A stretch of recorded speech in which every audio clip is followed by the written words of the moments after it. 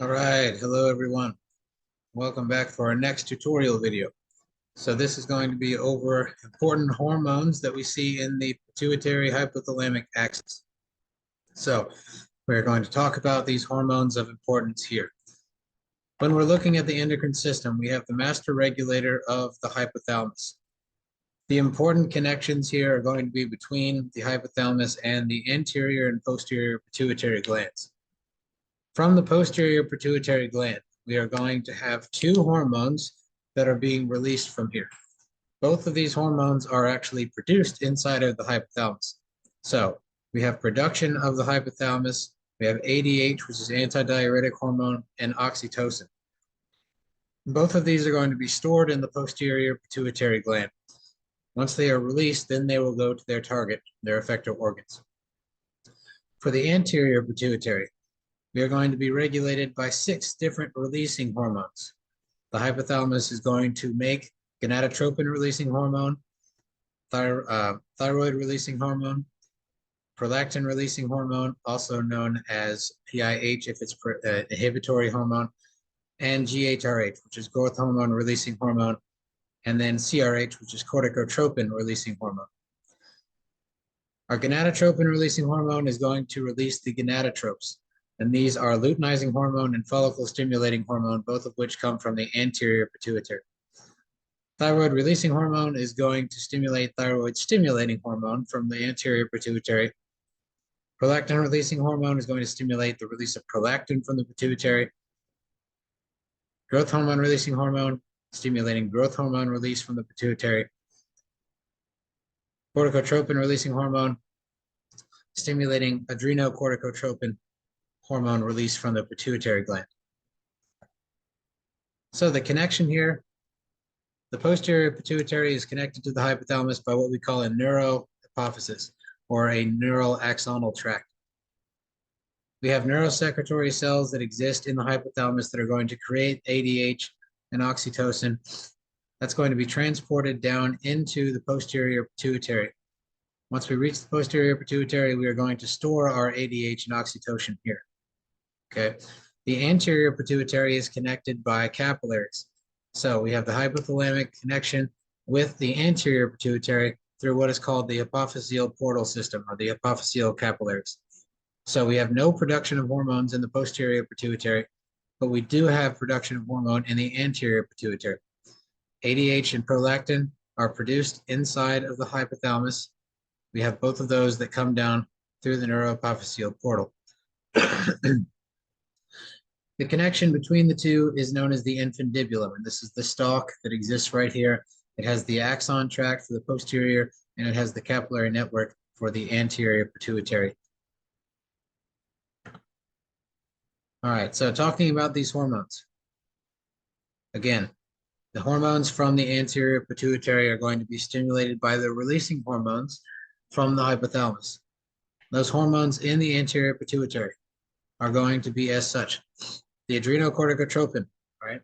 Adrenocorticotropin is going to be synthesized and released from the anterior pituitary. It's going to go to the adrenal gland, and it's going to bind to the fasciculus inside of the renal cortex. The adrenal cortex is then going to secrete cortisol because of this. TSH, or thyroid stimulating hormone, is going to act on the thyroid gland. So it's released from the thyrotropes in the anterior pituitary. It is then going to bind to the thyroid gland. It's going to stimulate the follicular cells to release either T4 or T3, thyroxine or triiodothyronine, respectively. LH is luteinizing hormone. This is going to be released because of gonadotropin, right? Gonadotropic releasing hormone. LH and FSH are going to both be stimulated by gonadotropin releasing hormone. In females, we see the LH surge at the time of ovulation. In males, LH is going to work on the interstitial stimulating hormone, stimulating Leydig cells. All right, and Leydig cells produce testosterone in the testes. It's going to work synergistically with FSH. And in pregnancy, we see that HCG, or human chorionic gonadotropin, is going to mimic LH to continue development of the corpus luteum. FSH, this is going to have a glycoprotein structure. synthesized in the gonadotropic cells of the anterior pituitary.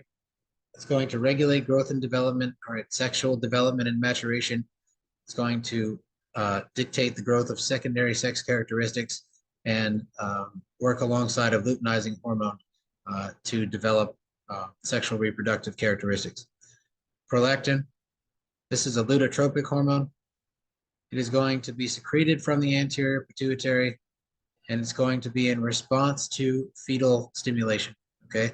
So in response to a mother who is eating, mating, getting estrogen treatment, ovulating, or nursing. Secreted in pulses, it's going to play an essential role in the metabolism as well as immune system and pancreatic development. We have growth hormone, which is also known as GH. It's stimulated by GHRH, which is growth hormone releasing hormone. It's also known as somatotropin. It is going to be inhibited by a substance known as somatostatin. So somatotropin is going to be HGH, right, or human growth hormone. It's going to be released by the anterior pituitary. It's going to act on all tissues to stimulate growth. It is very important for development in fetal growth as well as childhood. It needs to be there to get adequate growth of bones and musculature. It's going to stimulate insulin-like growth factor, which is really going to do a lot of the work here. It's going to stimulate the ability of the body to update or upload more glucose into the bloodstream and release more free fatty acids. So this is basically giving your body more free energy to use for anabolic processes. All right, next is oxytocin. This is going to come from the posterior pituitary. Posterior pituitary release of oxytocin, right? It's going to be produced by the hypothalamus and stored inside of the posterior pituitary. This is going to play an essential role in two processes. One, childbirth for uterine contractions, right? And two, also for milk letdown, right? In terms of lactation. So contraction of the uterus, right? We see that oxytocin release is going to be a positive feedback loop, a positive feedback mechanism here to get more contractions. The second hormone is going to be ADH. This is known as vasopressin. It's going to be synthesized in the hypothalamus and is going to be stored within the posterior pituitary, right? It's going to be released from the vesicles there and is going to circulate in response to a hypertonic extracellular fluid,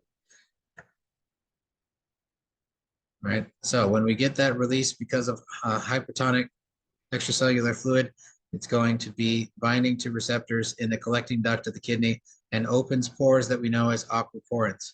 Those aquaporins are going to promote the reabsorption of water back into circulation. So antidiuretic hormone, antidiuresis, which is the inhibition of water loss.